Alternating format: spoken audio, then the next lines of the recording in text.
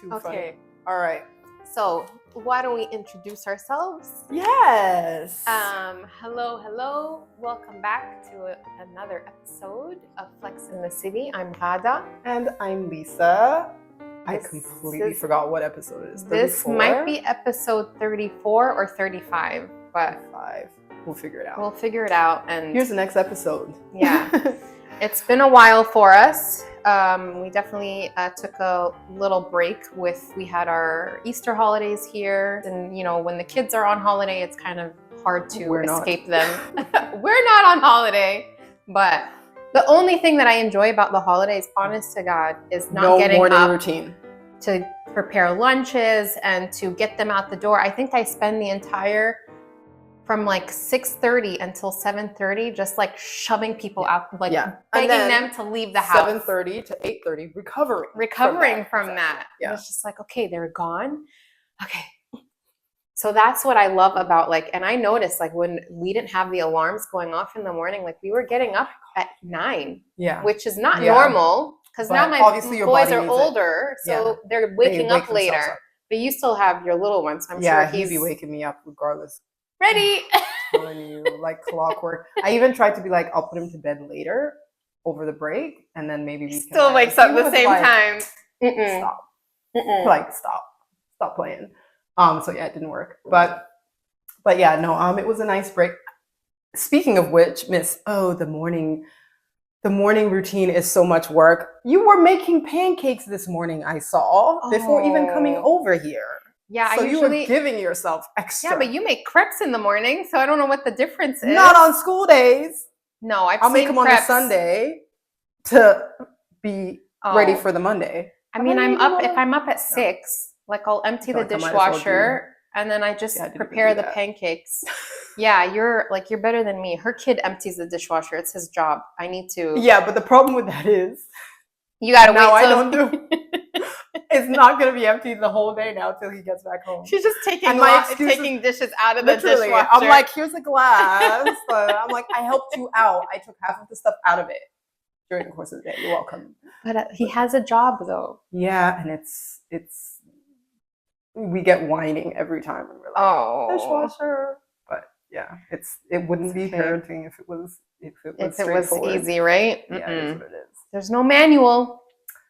Apparently, a lot of people have tried to write ones, and it's not working. I've read so many of those self-help books for raising children. I think I did the first time around, and it just didn't. So no. I'm like, okay, this book says to do it like this. That's not working for me, so I'm just gonna improvise. And my mom and dad always joke that I'm a book baby in terms of they raised me by the book because you're the oldest. Right? Yeah, right. So I would be I remember my dad laughs at it all the time. He'd be like, you were crying, red in the face. And they were doing the cry it out. No, he's like, you were hungry. We know that you were hungry, but your mom would look at the book and be like, she's gotta be fed every 3 hours, then I wait 3 hours. You know what I mean? So it was that one where it's everything by the book, and I'm just like, So I went into when I had my kids, I was like, I'm not going to do the whole book thing. I read the books. Yeah. But it just didn't work for me. Yeah, same. I read a lot of the books. And I think with my first, I was like, I'm totally going to adhere as much as I can to what I've learned in here. And then, he came along and already he was not within. Yeah. They were like, oh, he's only supposed to put on 100 grams per week after birth. This kid put on 900 grams in the first 2 weeks. I love it. That was to Manny. The point where, that was Manny. It was a little the nurse was weighing him. She had to take him off the weighing machine, put a book on it to make sure the machine wasn't broken. And then she said, what are you feeding him? Are you feeding him on demand? Oh, man. And I was like, my instinct tells me when my baby cries and reaches for my boob and my boobs are this big and that engorged, he's got to eat. Yeah. I feel that's necessary. And she's like, okay, so that's the path that you've chosen. I was like, it was chosen for me. So yeah, that's what we do right now. So yeah, that's when I realized he's already not going to be, in line with, and a lot of those books are based on a norm that doesn't take into account so many different kinds of food, cultures, traditions, Yeah. familial bonds and relations. And I was just like, nah. According to the same type of books, I have been overweight my entire life. Right. You know, based on my height and my Yeah. BMI. I'm like, doesn't take into account like the weight of your bone structure and your frame. Exactly. And that there's people that are built differently. So I was like, fuck that. Man. So, but I highly understand the compulsion, especially with your first child. To want to like get everything right and to, you know. Yeah. By the second, you're just like, it'll be all right. You're gonna raise yourself. Yeah. Like you're gonna figure it out on your own. You're gonna bump their head, but then maybe they're gonna learn. Maybe the older child's gonna do the you know, that sometimes is usually do the work, you know. Yeah, help out a little bit. Yeah. So no, the break was good. It was as usual not long enough, but also kind of long enough. Yeah, and the You weather know what I was mean? the weather was so nice. It was t-shirt weather, guys, and it's raining right now. No one to talk about. And I came in a little thin rain jacket because May. So I saw it, May I was like, is oh, this is cute. I haven't seen this jacket before. May is our birthday month, and for me, May is like it's spring. It's like the proper spring. April is the month that's like shitty. Like this. Like April showers bring May flowers, right? Flowers. And and I came in here in a little rain jacket, and I swear to you, I was telling her that this is the first time when I'm heading to, to Lisa's for our recording sessions that I was literally cursing out loud and like grunting because my umbrella kept trying to fly away. And I also I had my hair in a ponytail. I didn't have any makeup on because I was like, if I do my face before I leave the house, it's going to be like, So I literally was like, fuck this shit. What's in the city? I love you, but this is shit. This is not what it was meant to be. Yeah. It's so different. And like even right before, so we took a little trip, as you know, as well. Yeah. And like even right before we got back, I was like, oh my God, maybe when we get back, we're gonna be back on the balcony for like recording. Literally brought out all the stuff for the balcony, sat there 3 days ago. Yeah. And it was perfectly comfortable weather. And now it's like shit back inside. Yep. They say that there's they have a term for it where in May, Europe, you get like these you get like these ice evenings. Ew. Yeah. That's a terrible term for it. Yeah. So it's like where it'll be like super warm maybe during the day, but at night it's like freezing cold temperatures. Which I'm okay with. And so they're saying that we get 4 of those in May. 4 days? 4 evenings. So once those 4 happen, apparently we're done. We're out of it. And here comes spring. See, like proper spring. So they always have some explanation. Yeah, because they always say they have the saying in German for April where they say April, der macht was will.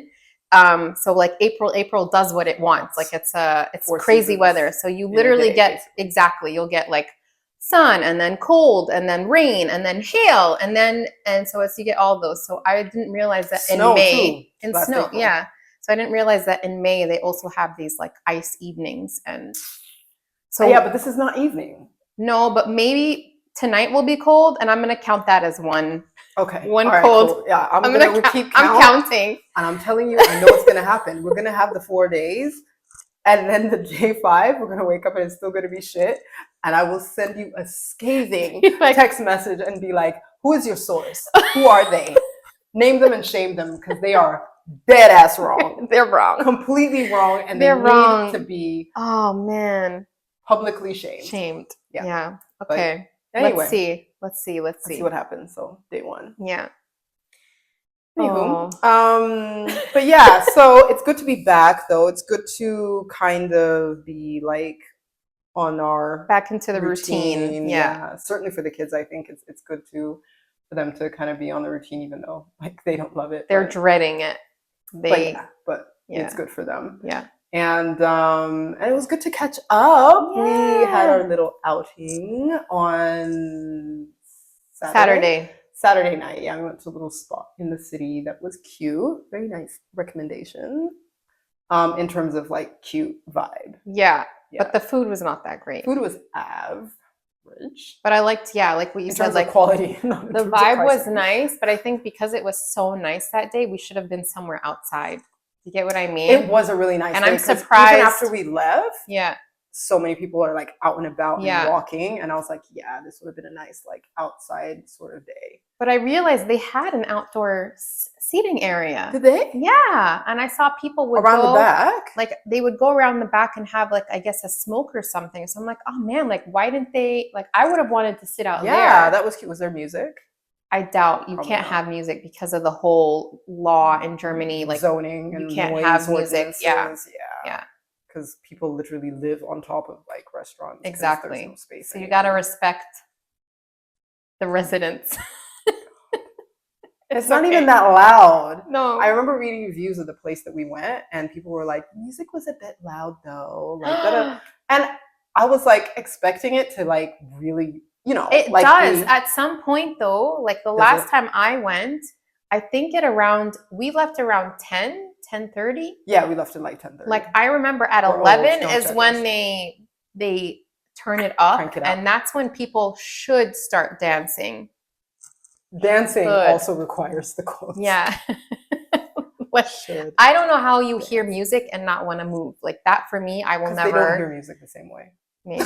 Yeah. Yeah. That's true. But we really should have.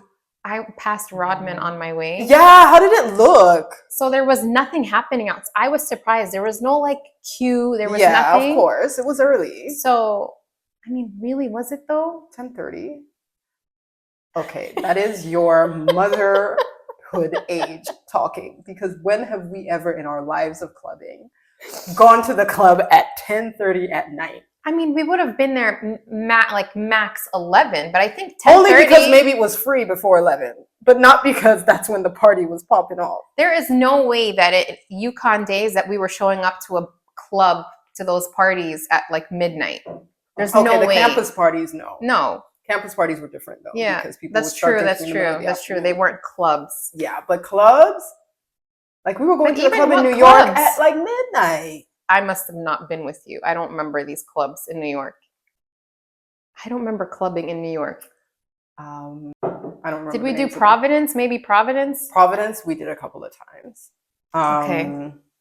Although I used to go to the gay clubs with our friends from college in Providence, which was cute, which was fun. Yeah. As well. That was the first time I saw a drag show, and I was like, oh, nice. but cute. Okay. Like I was Yeah. like shocked, but Yeah. then at the same time I was like, skills. Yeah.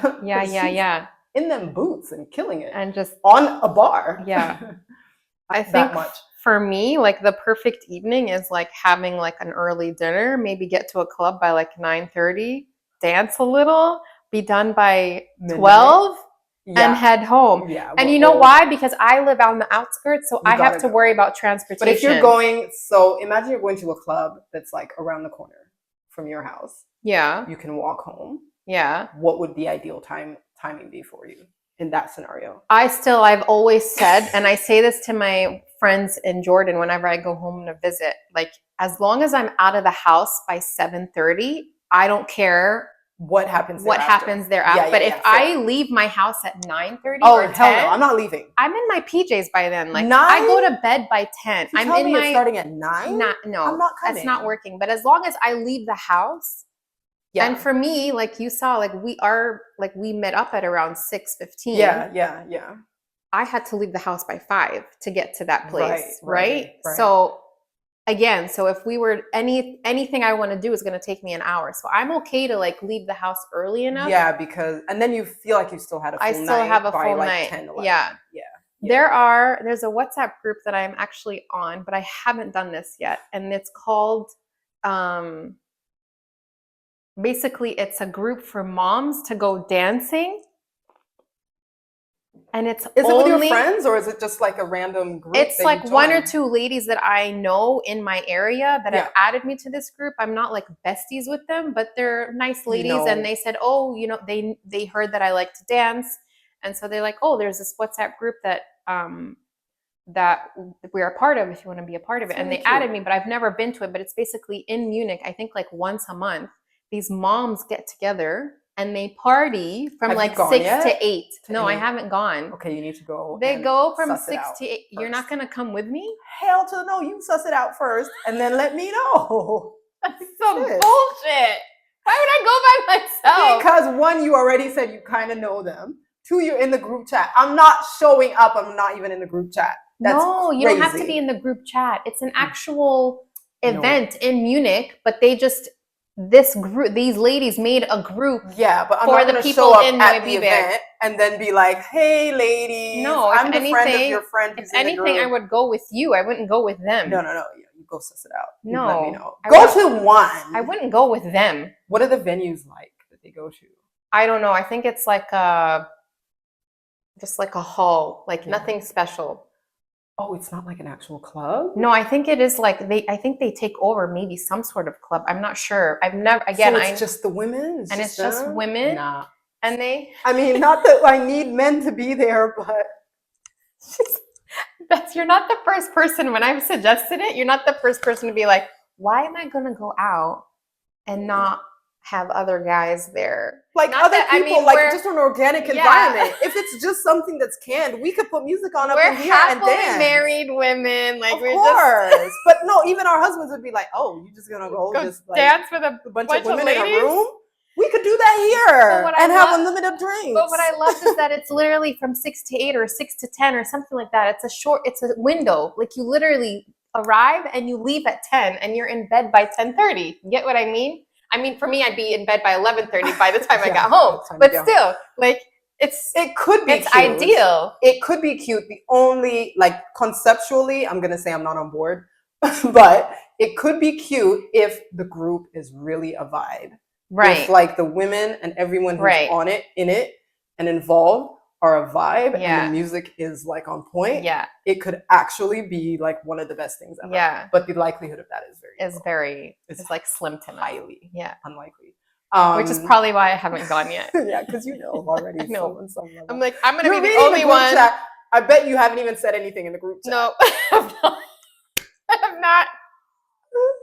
She's just there reading Oh, and being man. like, "Oh, don't No, like her. no. No. I There's don't- Gladys again. I don't with want to her- go. Her No. posts about her business. No. Like, Yeah. not ideal. But No. it's also like the organicness of going to a venue where you don't know what kind of people you're gonna see. You don't know what kind of experience vibe it's gonna be. And that's kind of like exciting, not exciting, but like interesting. Yeah. Even if it's just people watching or, going somewhere where you're not really sure about what the group, the clientele will be like that's kind of just nice, And that was what was really good about where we went on the weekend, because like I'd never been there before, but also like we weren't sure about what the vibe would be like. And yeah, and it was kind of like we went early, but like it was kind of picking up nicely. And I was like, okay, the vibe is kind of cute. Like I'm seeing where this could go. And it was kind of And a you nice thought vibe. Munich has potential. I didn't say all that. You see, this is how rumors start. Is you say one thing and people run with it. I said It reminds you of. under the influence of alcohol, might I add. I said it has a little bit. It's giving me a little bit of a Sydney vibe, which is honestly like the biggest compliment I can. Seriously. But yeah, it was only because like the lighting was really nice. The DJ was playing old school R&B and Afro beats, Yeah. which The same 5 songs on repeat, but they were still no, good. but then he started mixing it up after that, because I turned around, I was like, where is this man seated? I Where couldn't is even he see situated? the DJ. Oh, I saw him when we now went to sit at the bar. I was like, Okay. there he is. And that's when he was changing the Oh. music, because I was like, who is responsible for this repeat? Yeah. And like he was not spinning, but he was, on his MacBook making sure that the lineup was progressing. Yeah. But like it was just kind of a nice like, and it's probably because I haven't been somewhere like that in very long, so the only reference point I have is there. But yeah, it was nice, and like people were kind of almost like a little bit like More relaxed. yeah, like relaxed, it was a but different still like vibe. kind of fashionable, Yeah. but like not snobby. Yeah. Like it was, Although yeah. it is a snobby place. Yeah, like you could see there was like groups like Yeah. that and people like that, but it seemed really chill. The vibe Yeah. seemed really chill, but still like a little bit like vibey. And Yeah. it was good. I was pleasantly surprised. So well done. It takes a lot in the city. Okay, Sunday, I think it was raining and miserable. I think I just stayed home and I made bread. And like, Yeah. P.S. I've been seeing you making bread. First of all, I thought we were not doing bread. yeah, but I feel like because I'm making it at home, You know exactly what's I going know what in I'm it. putting in it. How do you feel when you eat it? Do you feel the same way when you consume, like, you know, like when you have bread and like the bloating? And It's not as bad. it's not I as bad. do A little notice bit. that I still get a little bit bloated, but it's not as bad as when I'm making it at Okay. home. All right. And of course, like a lot of the breads that you buy in the stores have a lot of sugar in them, and Yeah. You're not most of putting my in. recipes don't have sugar in them. Well then. Oh. Yeah. Yeah. But yeah, like it's been therapeutic for me. This I'm telling bread you, cooking making. is everything. I And love people it. sleep on it. It is such a therapeutic process Yeah. because I mean, there's so many different facets of it. Like there's also the fact that like it's something that could be potentially difficult or simple, like complex or not, depending on how you want. But like at the end of it, you have a product. Yep. And you've put like Your effort. time and energy. Yeah. And when you're making it for your family, like you're also putting that. It's also a love language. Love It's language, also an act of service. Yeah. Like there's so many different facets to it. It's beautiful. But yeah, so I've been eating bread. Do you not eat any bread? I ate bread yesterday. It's been a long time since I've had like just a regular like white bread, which is what I ate yesterday. Yeah. But in my defense, it's because I made PBJ banana sandwiches for the kids, and then the baby didn't want his, and I was like, we're not gonna waste food. Yeah, and it was like toasted really nicely. Yeah. And I was like, I'll just take a bite. Yeah, and I took a bite. It's like one and I bite. was like, holy crap, I forgot how good peanut butter and jelly is Yeah. together. Oh my God. Cleared it. Yeah. And I kept asking him, do you want it? Do you want it? As I was eating it. And he said, no. The moment I ate the last bite, He wanted it. I want sandwich. Of course. You ain't having one. Here's a banana. That's what you get. That's what you get as soon as you lose. But yeah, I haven't had bread in a while, but I have a lot of flour-based products. So obviously. like pasta and pasta I have a lot of, and then obviously like flatbreads, because you know I make like chapati or like paratha, like stuff like that, so there's a lot of flour still being consumed. Yeah. All right, well, this is our catch up, and we're moving into our topic for today, so which I forgot what it is. How do we feel? And we kind of touched on this earlier when we were talking about kind of like that judgment that you got when you were at the doctor's office, and the woman was like, oh, what are you feeding your child? Like, I feel like it just kind of reiterates this whole, like, the confidence level that we have as women, or lack thereof. And like, you'll see like different moments in your life where that kind of confidence kind of is beaten down, and a lot of times from other women, because of what we say. And then there's this idea that we as women also don't know how to take a compliment. Like, we don't know how to, especially if your confidence is shot. If your confidence is shot, like, I'll tell you, like, you look great, you'll still say, nah, this is not what I'm going for. Using me as an example too, because I'm in the same boat too. I mean, I just told her I've gained 6 kilos. And I'm telling her, I don't know where you're gaining it, because this is the heaviest I've ever been. And y'all can testify, because you've been seeing us like over the past few months. Like, I look at our photos and I can see my cheeks going from... Oh, can you? The only one where I see a big difference is with we need to change it too, which is with our like cover photo, where we both just look so different. And I'm like, yeah, we should change it. I look good in that. No, you look better now. I mean, yes, you looked good. Nice. That was way too crazy. I mean, what the point of me bringing it up was the fact that you look so much better now. Yeah, like not just because like there's contours in your face and there's things like that, but like I think it's your growth that is happening, and I think we should like capture that. Oh yeah, and it should be part of see she's trying to take the compliment. I'm trying. I'm really trying. She's like, I'm trying. I am trying not to negate it and say, no, but that's not what I feel like. I know. And that'll be part of another topic where we talk about toxic positivity, because Yeah, but that's great coming topic. later. Yeah, But that is coming. No, yeah. but I think I totally understand where that comes from. But like as totally. women, we are really battling confidence in all aspects of our life all the time. Yeah. And the motherhood just like reminded me of that, because we feel bad as mothers. We don't like how we feel in our bodies. Your body's changed. Our bodies and the public change. and everything tells you you should look like this. No, Yeah. but actually you should look like that. But no, embrace this. But no, also like snap back. Yeah. But also like, motherhood is such a blessing. But also like be amazing at everything else at the same time. Yeah. But also like take time for yourself. And I'm like, do you hear the internal like that's literally what goes on in our brains. It's a snapshot. It's a snapshot of this constant internal battle that we have. And it's an internal battle that I think is symptomatic of external pressures, because even if you can find ways to silence your own mind, you're so inundated from so many different, sources in the world and things that you're exposed to, that you're like, wow, it's really hard for me to be able to actually like just silence everything. That's where it becomes difficult, I think, to build the confidence necessary to then be able to not only receive a compliment properly, but even give yourself a compliment. Because I think certainly with receiving compliments, and we should discuss both.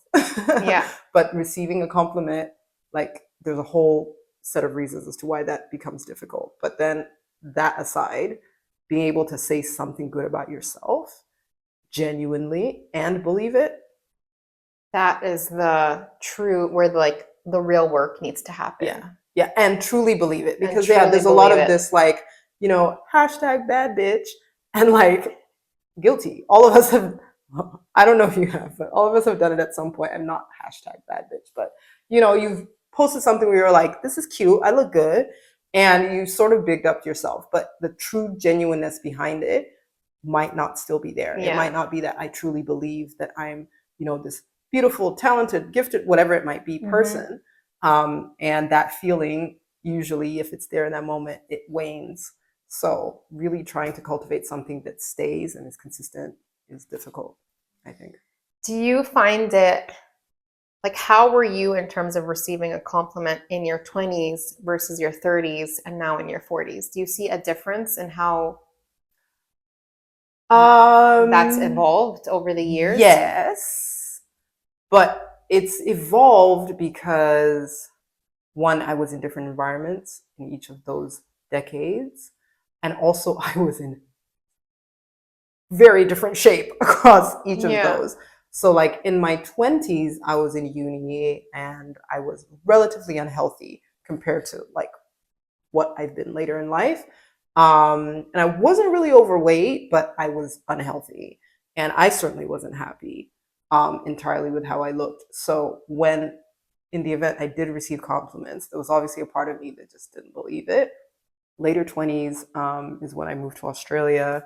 And I think initially I was in a relationship, but it was weird because, and I always say this, and I think I might have said it in a previous episode, there's some cities where no matter what you look like, you're just hot. Do you know what I mean? I don't know. I've never experienced this in any city, but no, but there's some Sydney brought it out. New York is one for me. So I was never hot at UConn, really. Okay. Not hot. I mean, yeah, it was interest, but like never like. I thought you were hot. Oh, thanks, man. But I was, whenever we'd go to New York, or even after grad, when I was visiting Dom and I was there for a week, like people were literally running off the subway to be like, I just wanted to tell you. And I was like, why? Oh. And I was like, am I hot in New York? Are. It's like in New York. So that's when I started the whole I'm hot in New York. And I was like, I'm going to collect a list of the cities that I'm hot in. Hashtag hot in New York. New York is one. Hashtag not hot in UConn. Not hot in Connecticut, which is fine because I don't have any reason to go back. Yeah. And then hot in Florida. Okay. Not hot in California. Oh. Yeah. And then this is all during my 20s, by the way, because this is beginning of grad school, beginning of law school that I did in the US. And then transferred to Australia And and I was like, wow. And New York was a good example because I had literally just come from UConn. So it's not like there was a change in my body. There wasn't a change in my aesthetic, in my dress, in my energy or thought about myself. No. At least not that I knew of consciously in terms of energy. But literally, it was just the response was so different. And when I say I was hot there, I mean obviously like objectively, you know, because still my mind was like, I don't understand why. So my own thinking, to go back to your question about myself, still hadn't really changed, but now I was grasping onto the external validation that I was getting. And then yeah, so Sydney was like that, but I had to wait like 6 months to get my visa because their school year started like in January, not in September, like in the States. Right. So I had 6 months, and all I did in Kenya during that 6 months was train. Crazy. So by the time I was landing in Sydney, my mindset had also changed. Not only because like I was like, I know I'm strong, I know that I'm fit, I know that I'm pretty happy with how I look, and I've been consistent.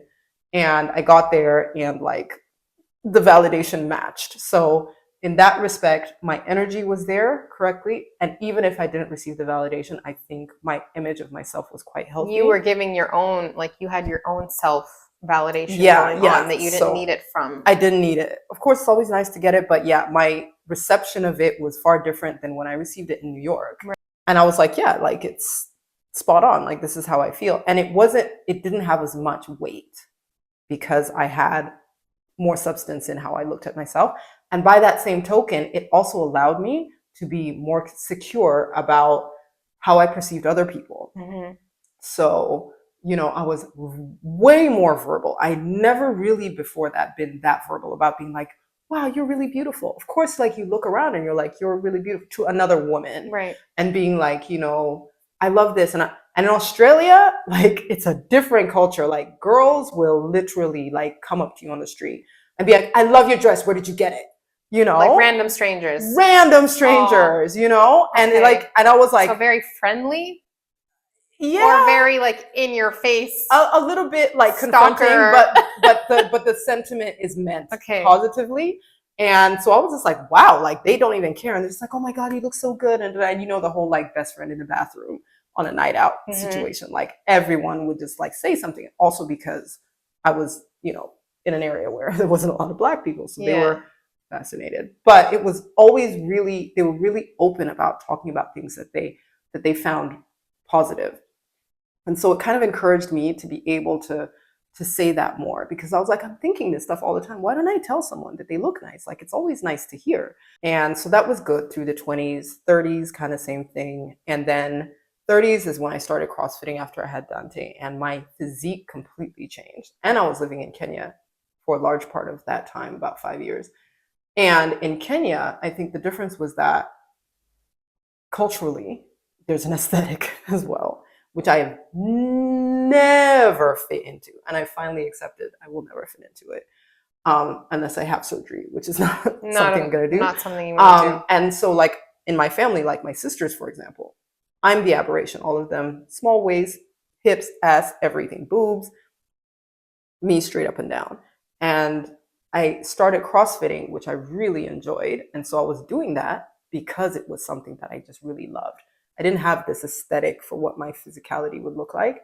Of course, I was like, yeah, it would be nice to get back to my pre-pregnancy weight, but I was not like, I want a six-pack, I want all of these things.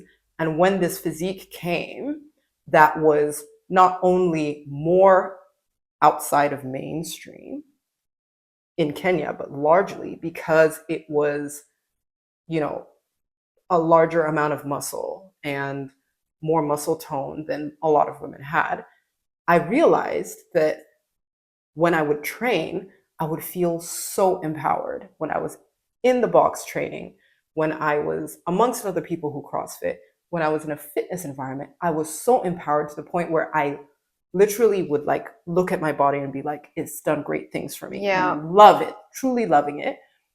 And then I would literally wake up the next morning, put my dress on, go to work, and like a guy at my office would come up to me and be like, hey, are you a bouncer on the weekends? like, and like squeeze my arm. What the fuck is that? Like, Also, why? yeah, the unsolicited contact, but we won't even go into that. But like, it would happen a lot, and so it was very split. So even during my time there would be a lot of people who would be like, "Oh my God, like you look manly, you look this," and like I was tiny and really, really like I was holding a lot of lean muscle. Well, muscle is lean, but a lot Yeah. of yeah. And so like, and I was healthy. That's the thing, and I was healthy, and I was like, why does it change when like now I go to work and someone says something and now I'm like, oh my God. And I would put my blazer on. I would never ever go to the office without a blazer. And it would be hot. And I would never go into a meeting at like another office without a blazer. Cause I'm like, I don't want someone who I don't know talking about my arms. Yeah. And so that's when I started realizing like a shift is happening in that stability I had of myself image, because that should be What was constant. happening Yeah, around and you. now it's becoming like conditional on the type of feedback I get. And then like maybe I'd go to an event in Kenya and people would be like, "Oh my gosh, you're so fit," and da da da da da, and I'd be like, "Yeah, I am." Yeah. And I am. And then like one person would be like, "Holy cow, oh my God, you could probably deadlift more than me," like some dude, and then I'd be like, "Oh my God, like do I look like?" It was a almost constant like roller coaster. yeah, which is crazy. And so I look back at that time as the healthiest I've ever been in terms of consistency of habits and training and eating impeccably. And possibly the most unhealthy I've been mentally. About my self image. Oh, wow. Which is terrible because I'm just like, I wasted probably the best shape I'm ever going to be in my life and the healthiest I've ever been, worrying about external validation. And then now moving into my 40s, where you've seen the roller coaster where I've, was very happy actually with my like pregnancy body. It's just because I was throwing up all the time. Not on purpose. We don't encourage that. But I sort of maintained like a certain aesthetic, and I was like, you know what? I am going to celebrate my pregnancy body, potentially my last pregnancy. Like I want to, take photos and remember it. So I was happy with that. And then even coming out of it, I was like, I did it the first time, I'll do it again. Don't be fooled, especially if there's 10 years between your first and your second, because the body, is not the same. And, I had the relocation and I had like the difficulty with being able to like come to grips with, the environment here. And it was really hard for me to start from scratch essentially and say, okay, now I have to rebuild my fitness and rebuild my self-image in a place that once again tells me my self-image is not great. It's not great. And we talked about this when I go to the gym and I was starting and I was like, I'm already self-conscious about like how I look in terms of my being out of shape. But on top of that, I'm also going to be stared at because I'm the only Black person in the gym. They're looking at me like I'm lost, and there's a spotlight and you just want to shrink. You just want to like, the only way I can take the spotlight off me is to make myself smaller. As small as possible. And so it was hard to get into a mindset where I was like health first, because now that's my therapy and I'm not getting it. But also I'm not happy with myself. Fuck whatever it is, the feedback I'm getting. Learn from your 30s. Learn that you can actually take control of your health as long as you don't have like a terminal illness. And you can take control of that. You're lucky, you're still healthy and capable. Do that. Harness that power and make your physique, your health, your fitness what you want.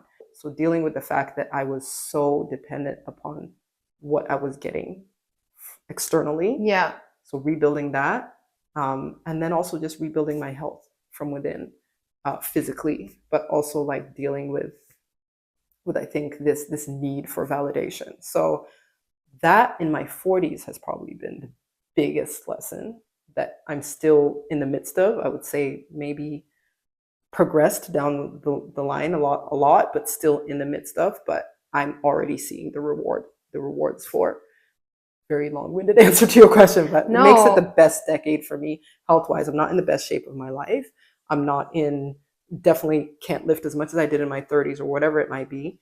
But like the fact that my health of my body and my mind are as closely aligned as they've ever been I think makes it the best for me. And I think that's what, like, your answer just showed kind of like the journey that you've been on, which is where your 20s, you know, you were healthy, but you weren't really paying attention to your fitness. And when we talk about mindset in our 20s, I mean, really, we're so busy with graduating university and getting our first jobs. Like, I don't really know. We even talk about I don't even mindset? know if we talked about mindset. If we, maybe now, like the Gen Zers actually do that. But I know that our generation didn't really do that. Like, we didn't take a moment to kind of like be in the present and Never pay attention to how we were feeling. So, and then to go from that to then, you know, Kenya, like in your journey with Kenya, you know, like you're at the peak of your health physically, but mentally you were broken. And then now here, I think it's just, I mean, I love your answer because it just kind of showed the transformation That's journey. literally it. What that is it. Yeah. And I think what we also see more and more as we enter our 40s, and we call it midlife, you know, is that we do get more of this alignment with our mind and body. And that's probably why women in our like 40 plus maybe do feel more confident than we did in our 20s and 30s, because they are, you know, matching. We are on the same level. Ideally, yes. Ideally, yeah, hopefully you know? we are going through that. Yeah. I mean, it is also, we are coming up with major challenges in our 40s because we are entering perimenopause. You know, our it's our hormonal changes are affecting our bodies and all of that, and it's just that also will affect us. But I think this is that time where we hopefully can stop looking for that external validation and start really focusing more on our own validation and what makes us feel good. Yeah. To be able to get that confidence. Yeah, no, I think another reason why this age is, very generally speaking, is one where we start to be more introspective, is because you're usually past sort of, not the bullshit. Not me, but I mean, for a lot of us, we're past the little kids, like small childbearing age. Yes. And you're usually like, okay, now I have a little bit of time to actually think about what I need for myself. I actually have the leeway to, without guilt, think about stuff that I want to do or that is good for me, without the whole entire stabilization of the globe going off kilter, you know?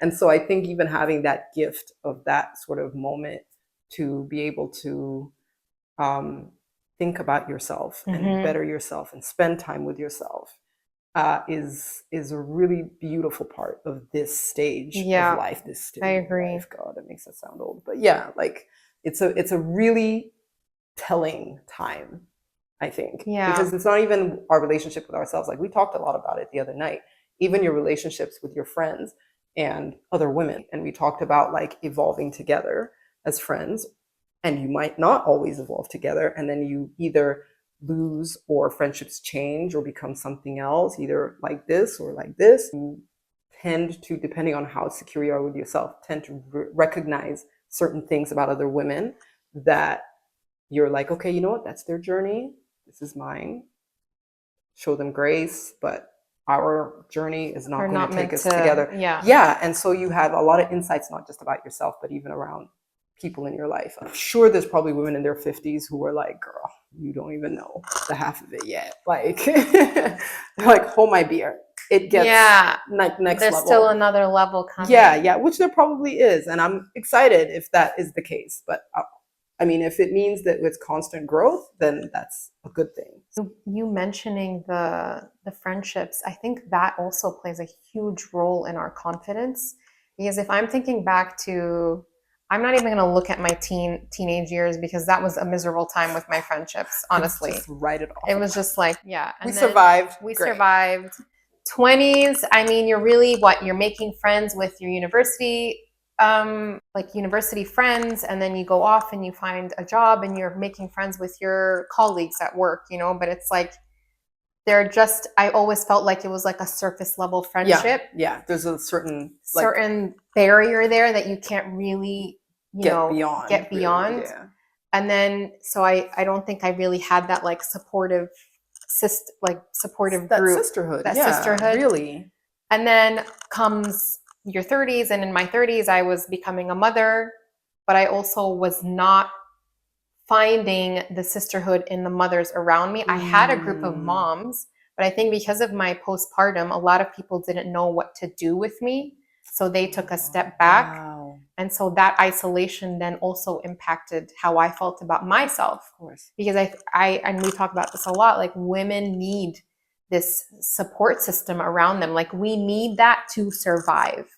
And so I think when you don't have that, that also affects how you see yourself. And yes, we're all about internal validation and all that, but I think having those women around you to come up to you and be like, you look good. Yeah. Yeah. Or your energy's different. Like Yeah. I Like, what's love going on? I love the energy that you're putting out there right now. Like It it's makes good. a difference. Or you're doing a good job being a mother, you know? And like when you goes, like it that goes, little bit goes so far. you need that sometimes. And I like what you said on the weekend too. Do you remember? You said something that literally even afterwards I was like, man, bars. what did I say? What did I say? You said, and I don't know where, because I know you always come at me with the sources, and you mentioned where you got it from, but I don't remember. And you said, you know, I read somewhere that women connect to other women like who are close to them as sisters. Yes. So this I'm was, gonna let you finish. Yeah. So this is a podcast I was listening to, and it was basically showing the differences between men and women and how we make friends. How we make friends, and it was explaining why women throughout all of our throughout our lives, we're going to struggle with making friends. And that's because we make friends differently, and that we let women in to the degree of a sibling, whereas men let their friends into the degree of a cousin. Right. So when we're letting in our friends as a sibling, as a sister, like they're ingrained in our lives, right, you know? Right. And that's usually why you have one really core friend. Whereas men, they can all kind of just be a bunch of them that are really close. So I think, and that's why the loss of that friendship hurts so much is like when you do lose one. Yeah. And I think that also there's something to say about like who you surround yourself with is also going to play a role in how you see yourself. 100%. Like if you're around people that are always negative, that are, you know, will give you compliments, but in a way that's not a compliment. Like, so I see, you're going to the gym 5 times a week. Like, is that okay? What are you trying to prove? What are you trying to prove? How do you find time? Like that, that's not good energy. And that's not anyone trying to build you up. They're actually, it's more of a insecurity on their part, or it's a jealousy that they're not getting to the gym as often as you are. And so it's just like, or they can't figure out how you're doing it, and how, like, so it's always. And I think that the fact that you can recognize that is part of like what you learn, the what growth. we talk about in your 40s, where you can look and say, you know what, her making that comment to me isn't about me. I'm not going to respond with animosity because that's a reflection of her own issue that's not resolved. Yeah. Like that is part of the discernment that you start to get at this sort of stage of life. And I think that comes with the introspective. Because in your 20s, you do stuff like that. You're like, oh, she's a fucking bitch. Exactly. Like her off. You, I'm never talking to you again. Been there. Or if you're a people pleaser like me, you'll shrink yourself so small that next time you see her, you'll be like, oh, I didn't make it to the gym this week, you know, just to make it seem like make her feel better. Yeah, make her feel better. It's literally what I went through, man. Wow. Yeah. But that support group plays such a huge role. It really in your confidence. It really does. And it's so great to be at a place where you build or rebuild that confidence in yourself, and you can sort of look at yourself and say, you know, I know who I am, to the point that it's unshakable. It's never perfectly unshakable, but it's to the point where it's not dependent on external validation, because that also gives you such clarity in being able to be gracious with other people, and being kind to people. And like we talked about, like even being able to women, being able to compliment another woman. I don't understand. Like the number of times I've gone up to someone and been like, you look good. Like, why can't you say it back? Yeah. it's very hard. And again, at some It's point, very, very hard. I just like chuckle to myself. Like I'll literally say, like, I wonder if they'll even say, like, just kind of like a test, like, oh, you look so good, and see if they're gonna say anything. And it's just like, nope, they didn't say it. And it's also like you can see sometimes that it is almost like they're taken aback when you tell them because it's so like, I don't know how to deal with this information. I listened to something one time, a podcast as well, and it was a woman speaking on how we should be complimenting other women. Oh. And that we should not always be complimenting women based on looks. So to always go up to someone and be like, you look good, like that almost says like you don't see anything else about them but their physical appearance. Okay, but in like a bar, if you're not talking to someone, yeah, like, I think it's more you of have a great soul. That like, I think is like if you're talking to a stranger, but it's more like on a friendship level. Absolutely. Like instead of me always telling you, "Oh my God, you look so good," like I should be like, I should find other ways to compliment you. Like that is you're actually carrying a really good yourself. point. You're carrying yourself differently. That's actually a really you get what I mean? Point, because there's so many things that I think about with you, with friends of mine, that I'm like, oh, she's da da da, or I'll even say it to somebody else, and I don't say it to the person. I don't say it to you. And yeah, that's a really good point. Like, I want someone to tell me, oh my God, you know, I feel good when I feel good whenever you walk in a room, for example. Yeah, your energy calms me, for example. Like that will mean more to me than someone telling me, oh, you know, you put yourself together nicely today. You don't look. It depends on the day. You don't look like you crawled out of bed today, okay, and just rolled out into the streets in your sweat. But if they tell you that on the day that you just rolled out, then you're like, it has a little bit more weight. You're like, oh shoot, I woke up like this. Like it hits differently. No, but you're absolutely right. Like someone who knows you well, and that is a really good point. We do not say those things to each other enough as friends. And I think you become more comfortable with saying it the more comfortable you are and confident with yourself, because there's not that feeling that a lot of women have, and I think society has given us, which is if you compliment someone or acknowledge something that they have, it's diminishing yourself. Like it's such a crock of shit. And we've been fed that for so long. And it's so freeing, and it's so nice to say something and have someone really see them like that, resonate with them. So I don't know about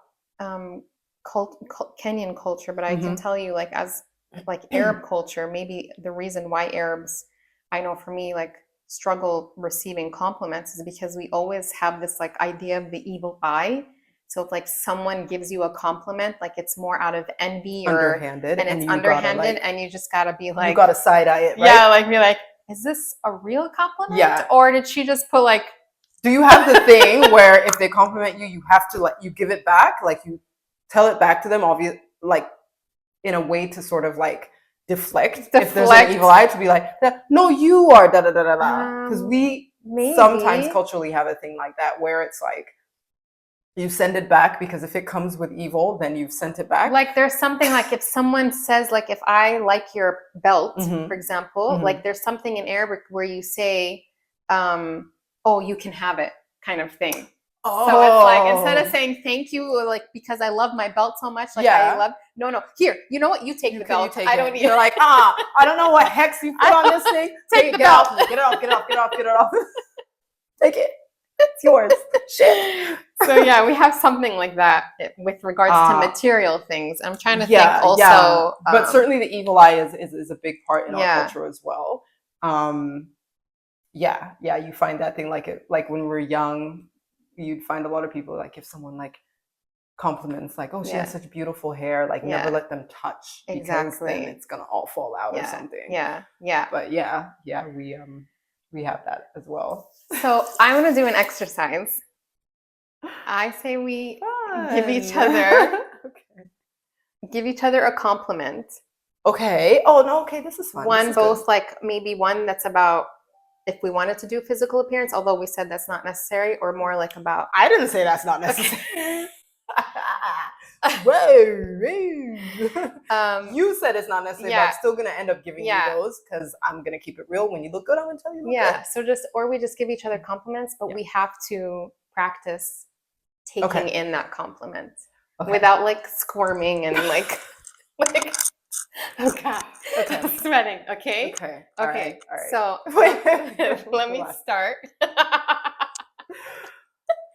We're gonna get real deep, guys. Game face. Do this with each other at home too.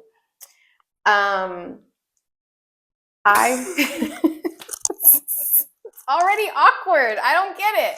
Because already awkward. It's so foreign. It's this is very bad. It's this is almost, indicative. It's also intimate in a weird way. Yeah, it really is. Yeah. It's indicative of how foreign the idea of actually connecting with someone that you have known for such a long time is still awkward because there's a vulnerability that attaches to giving that compliment. Yeah. It's very weird. Yeah. Very good exercise. Okay. I'm here for it. Okay. So when I see you, I see you. It's your expression that's killing me. This is what I was doing with my face. She's like so happy about it. When I see you, I see you as someone who is so strong, both physically and mentally. You carry yourself. Wait, you gotta stop because I need to control. Let me actually listen. Because it was already coming. We're not getting through this exercise. I was about to be like, okay, go. Okay, hold on. I need to burp. Okay. I think you are one of the most beautiful women I've ever seen. And it's not just your physical appearance, like inside and out. Like you carry yourself with such confidence and such grace. And I love that. And I love how articulate you are. Like even just the way that you express yourself is just... I'm not laughing. I'm laughing. I don't know how we just said that I make everything dramatic. Or a joke. Sorry. Okay. But you are beautiful. Thank you. That is actually, it's so like heartwarming to hear. And I'll admit it is a little bit like uncomfortable to accept with grace. Yeah. Because we're so trained to like fight back against it. And I could already feel like, but could you have taken that better from, say, your mom or your sister or like the two least likely people to say it, or maybe even your, like, there's friends that you've known longer than me, like would you have taken it? Yeah, like I think it depends on context as well, because we're doing this exercise and we've decided to really respect the spirit of it and to not react in our usual way. That changes a lot of it, because anyone could say it and I would be like, girl, bye. Be like, yeah, exactly. Yeah. And then it's like done. Yeah. So the fact that we're really trying to receive it makes it very that much more, I guess, poignant, more affecting. And you didn't let me get through half of what I would have wanted to say. Oh, really? I thought you were done. You were Sorry. giggling. No, but you were giggling too much. I was like, I got to give her like pieces. You know? Sorry. It's okay. It can't be too long because like I'm gonna mine is gonna be be long too. It's okay. I'm gonna use 568 words to say 4 things. Oh man, that's me underhandedly fighting back against your articulate comment. Yeah. Slip that in, but yeah. Okay. So you took that. I took it and I hear it, and as I told you, my strength has been something that I grapple with, physical strength in different ways, because it's been something that intimidates people. It's been something that when I don't have it, I feel, irrelevant. And so it's always been something that's kind of like this weird wild card. So to have it described as something positive is really good. It inspires me. Seriously. Really? Yeah.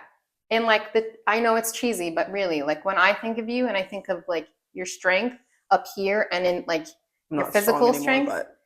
No, I still think you could bench press the crap out of me. So seriously.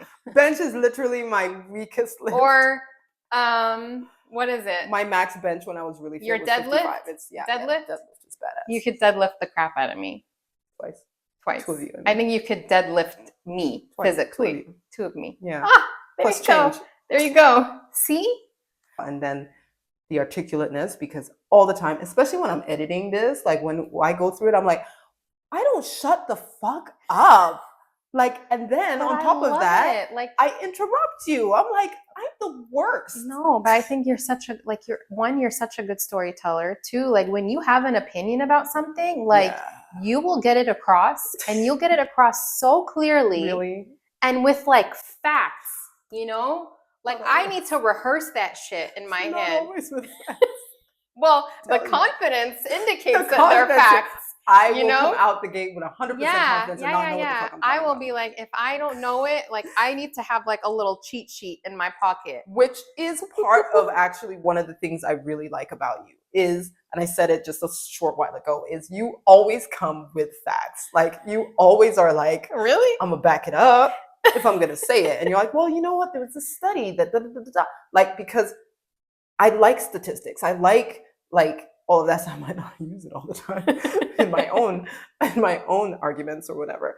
But like, I really like that you speak from a place of like, I've looked into this, I've read about this, I've searched this, I've experienced this. Like, and so it comes with so much weight, so much more like genuineness. And I really like that. And the other thing is what I mentioned before. We switched. We're on me now, right? I'm talking about you. I'm just on a roll. Mm-hmm. What I said before, which was that I have seen, and I've also said another thing on a previous podcast episode, where I've seen your growth happen, not only within the last year that we've been, back interacting again because of the podcast and spending a lot more time together, but even in terms of like, having not seen each other for 17 years, and you remember how someone was, and a lot of how I didn't necessarily know how to define certain things, that you were like, yeah, I was too much of a people pleaser, and I didn't speak up for myself as much. And I look back and I'm like, yeah, I can actually, in hindsight, I can see that. And I can see how with our very colorful and like bulldozing group of friends, that you would just get like mowed over because we had such strong personalities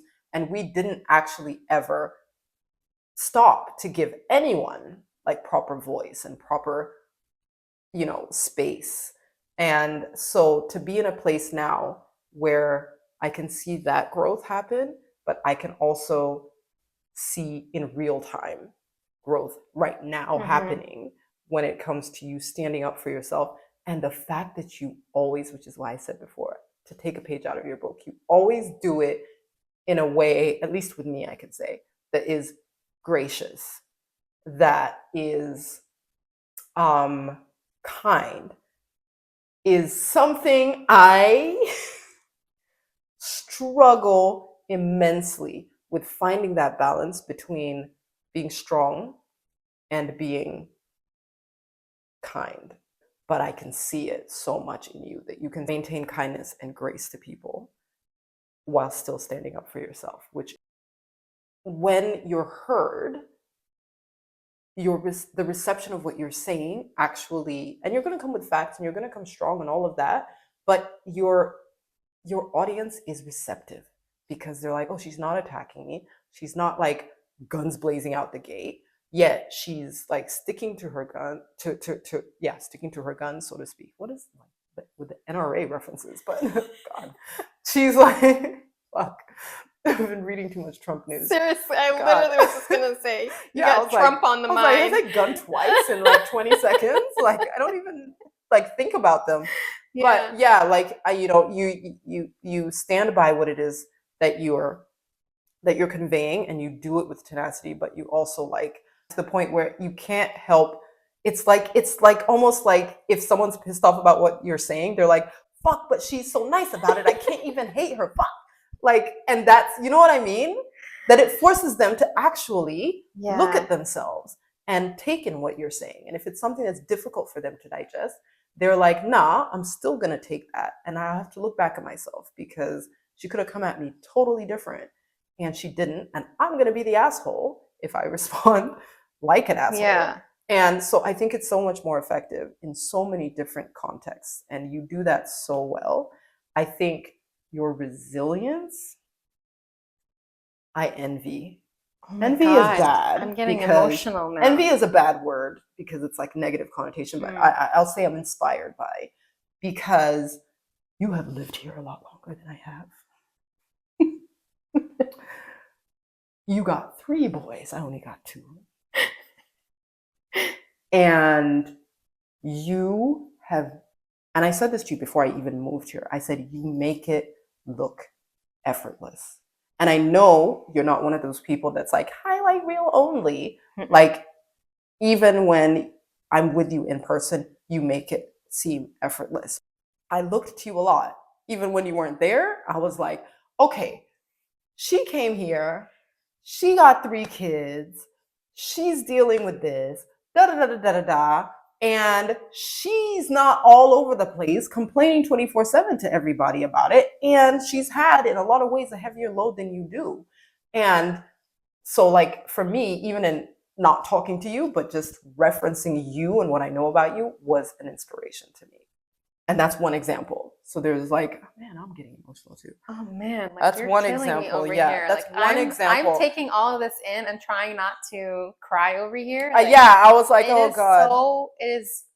But it's real. Like it's a lot. This exercise is tough, but beautiful at the same time. And it's also showing me that all of these things I have noticed and thought about for like the better part of a year, and I've never said it to you. Yeah. Like, and even some of the things like I noticed even before I came, and I'm like, how come I've never like actually said this? So again, to your point, like it's so important to have an exercise like this, because I don't think we know how, like, I don't know if it's you don't know you how and me, much of an effect or if you it's have. in general, like we don't know how to be vulnerable with maybe our girlfriend. I don't know what it is. I think, yeah, fully vulnerable. I think a lot of that, especially with us, is a cultural thing, because I have had friends from other cultures who I can say are completely vulnerable. And I'm always like, why are you telling me this? Like, overshare anonymous. Yeah. You know? And I feel sometimes myself being like, if I was going through this shit, I would not be telling your ass about this. Right. And I think that's largely a cultural thing. And I think also for us individually, we're hesitant because we have been burned in the past by people who we've not even fully opened up to, but with the little leeway that they had, fucked us over, and we were like, no. Yeah. Yeah. So I think that's an aspect of it. It was a really good exercise for you to bring up for us. I think that was a lot, like that was a lot to hear, but in such a beautiful way. And especially like a lot of what you said are struggles that I've had in the past, like either not feeling like I'm smart enough when I'm speaking, or not feeling like I'm heard. I've heard you say, and which so, is like, to me, even now when you reiterate it, it's like crazy to my ear. Thank you. For sure. I want you to see more of that. I'm taking it in. I really am. Like, good. And I'm going to say it more. I'm going to tell you more as well. I think we need to, I think this practice also made me realize that maybe it's something that I need to do more with other friends as well. And there are some friends that are not going to be very receptive of it. They're gonna be like, what are you trying to? Because the knee-jerk reaction is girl bye. Like, girl bye. Yeah, you don't want to but take in those compliments, because I think that's probably more awkward than giving the compliments, is actually taking them in. Yeah. Is really, as you're taking those compliments in, like, be listening to what that person is saying, and don't be in your head already canceling out everything that they're saying. Oh, she's saying I'm beautiful inside and out. Nah, I'm not beautiful inside out. Like, really hear what that person is saying. And especially if it's coming from a friend that you trust and feel close to and feel like you can be vulnerable with. Like, that means that it's coming from a good place. Yeah. And a good way to do that, which is what I noticed when I was starting to get uncomfortable, is like the eye contact. Yeah. And then on the other hand, also really doing, I think, the preamble that we did, which was no squirming. Yes. No, like, eye rolls, nothing. Like actually prefacing it by saying we're going to actually sit on our hands Yes. and take this in, I think is potentially a good way to start. So that's your homework. Let us know how it goes in the comments below.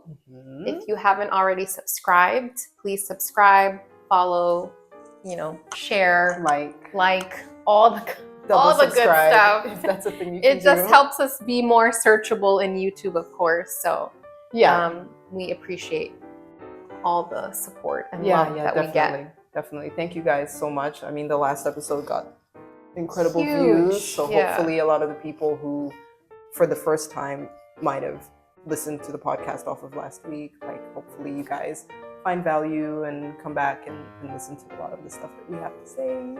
And and support us. Till next time.